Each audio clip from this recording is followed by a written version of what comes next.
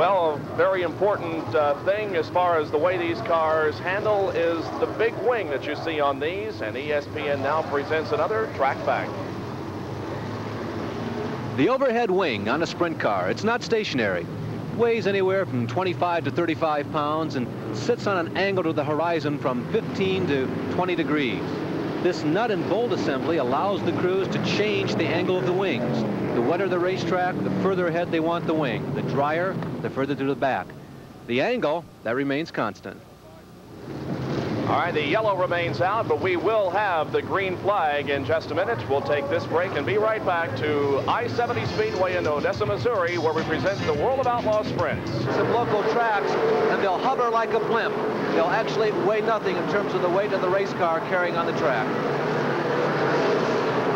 We have 14 laps completed now. 14 laps complete. We're almost halfway through this 30-lap feature race. As the leader continues to be Sammy Swindell, and he has moved out ahead of Steve Kinzer by almost a full straightaway. Running second, Steve Kinzer. Third is Doug Wolfgang, and running now in fourth position is Tim Green in car number 20. What an incredible drive for Green. Green started in 22nd position. One of the last drivers to qualify for the main event, and Tim Green, the California driver who used to have the Jensen car, the number 55 car that all of us first saw him surface with. He incidentally is the guy who's been experimenting with the helium-filled wing, is really giving the number 20 car a ride here this afternoon from 22nd to 4th for Tim Green. Here at I-70 Speedway and putting laps on some slower cars. Sammy Swindell last year wound up about 300 points ahead of Doug Wolfgang in the final point standings. And last year, Sammy Swindell won a total of 28 races. Here he is moving off of turn number 2 down the backstretch. He is about to lap the number 88 car driven by Tim G. And G right now running in 11th position. So Swindell has lapped the 11th place car. The next one would be the number 4, and there is Jack Hewitt. He is the 10th place car. So Sammy Swindell has lapped all but the other 9 cars running besides him on the lead lap. Bob, I've never seen Steve Kinzer work as hard as he is working. Kinzer's setup apparently isn't quite, and Kinzer shreds the left rear tire coming down the front stretch. Steve Kinzer doing a masterful job of driving. There he is on the inside of the second turn. That tire just came apart like it was exploded by a hand grenade. And Kinzer never lost his line. He kept the car straight as an arrow. 2 other cars come together on the high side of turn number 1. And we have some debris down here at the end of the main straightaway that I think perhaps led to the problem, the tire problems we're having. Here is Cliff Woodward in the number 25 with a flat right rear tire. They're going to have to clean up this debris down here at the end of the straightaway. There is Tim G also, the number 88 car. He is in with a flat tire.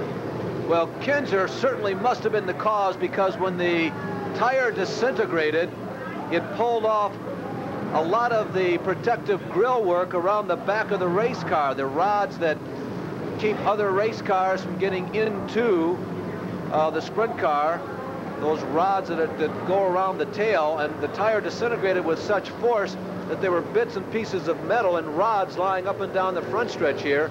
And of course they run very low air pressure. Remember, the air pressure in the left rear tires in these cars can be as low as 4 pounds. And once they drive over a sharp object on the racetrack, they puncture very easily. So the track crews move out with their shovels and get the tires off of the track, the pieces of tire off of the track, as work is being done on the Tim G racer. The right rear on that car being replaced, and Tim will be able to get back into the activity. Sammy Swindell is your leader. Steve Kinzer running second. Doug Wolfgang is third. Fourth position is Tim Green. In fifth is Jeff Swindell.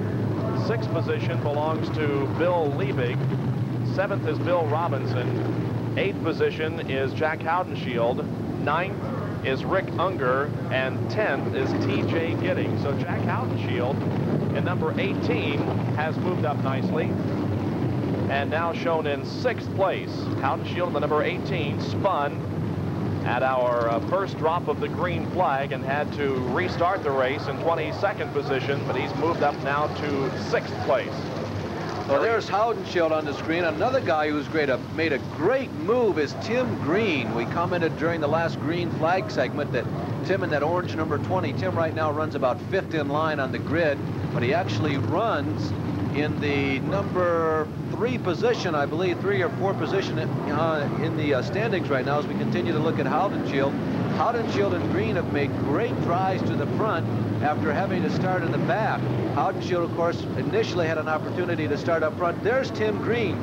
Tim was second in NSCA sprint car point standings last year. That's one of the sprint circuits out here in the deep Midwest. He led that league in wins with 4 wins, winning in Iowa, Illinois, and Missouri last year. Prior to this season, he had won 7 times in World of Outlaw competition. Tim was red hot a couple of years ago. He had an off year last year, but seems to be making a comeback sort of here in the 1982 season, and particularly the last half of the year is beginning to come on. Tim Green out of California.